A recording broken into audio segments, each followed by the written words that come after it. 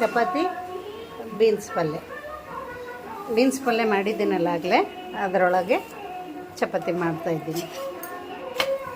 ಟಿಫನಿಗಿದೆ chapati beans ಪಲ್ಯ, ಚೆನ್ನಾಗಿರುತ್ತೆ.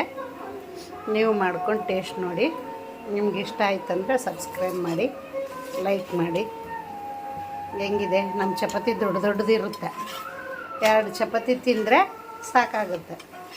3ನೇ ಚಪಾತಿ ಕೇಳ್ಕೂಡ್ದು, ಅಷ್ಟು ದೊಡ್ಡವು ಮಾಡ್ತೀನಿ ನಾನು. ಅದೇ ಚಿಕ್ಕವಲ್ಲ, ದೊಡ್ಡವು ಮಾಡ್ತೀನಿ. ಸ್ಮೂತಾಗಿರುತ್ತೆ ಚಪಾತಿ.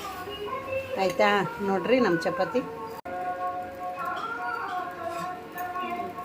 ಆಯಿತಾ. ನಮ್ಮ ಚಪಾತಿ, ನಾನು ಮಾಡಿರೋ ಚಪಾತಿ ಸ್ಮೂತಾಗಿರುತ್ತೆ. ಏನು ದೊಡ್ಡವು ಇರುತ್ತೆ. 2 3 4 ತಿನ್ನೋ ಅವಶ್ಯಕತೆ ಇರೋಲ್ಲ. 2 ಸಾಕು.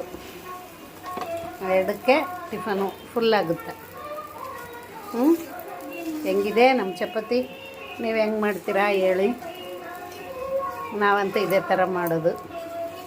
ನಿಮ್ದು ಹೆಂಗಿದೆ? ನಾವು ಯಾವತ್ತಿಗೆ ಹಿಂಗೆ ಮಾಡೋದು. ಸಬ್ಸ್ಕ್ರೈಬ್ ಮಾಡಿರಿ, ಲೈಕ್ ಮಾಡಿ. ಇಷ್ಟ ಆಯಿತಾ? ಕಮೆಂಟ್ ಬಾಕ್ಸಲ್ಲಿ ಹಾಕಿ.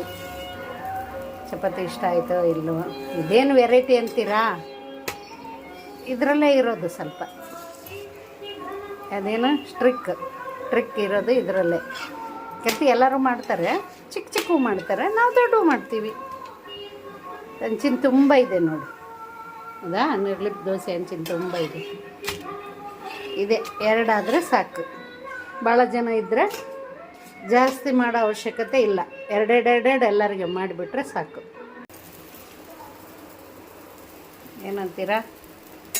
ನಿಮಗೆ ಬರೋ ಅಡುಗೆ ನನಗೆ ತೋರಿಸಿ, ನಮಗೆ ಬರೋ ಅಡುಗೆ ನೀವು ನೋಡಿ. ನಮ್ಮ ಟೇಸ್ಟ್ ನೀವು ರುಚಿ ಮಾಡಿ, ನಿಮ್ಮ ಟೇಸ್ಟ್ ನಾವು ರುಚಿ ಮಾಡ್ತೀವಿ. ಆಂಟಿ ಮೇಲೆ ಸಿಟ್ಟಾಗಬೇಡಿ. ಸರಿ ಇರಲಿಲ್ಲದ್ರು ಹೇಳಿ, ಹಿಂಗಿದೆ, ಸರಿ ಇರಲಿಲ್ಲ, ಸರಿ ಇತ್ತು ಅಂತ ಹೇಳಿ. ಅದರಲ್ಲಿ ಏನು ತಪ್ಪಿಲ್ಲ. ಏನಂತೀರಾ? ಆಯಿತು. ಬೀನ್ಸ್ ಫ್ರೈ ಆಗಿದೆ. ಚಪಾತಿ ಏನಂತೀರ? ಚಪಾತಿ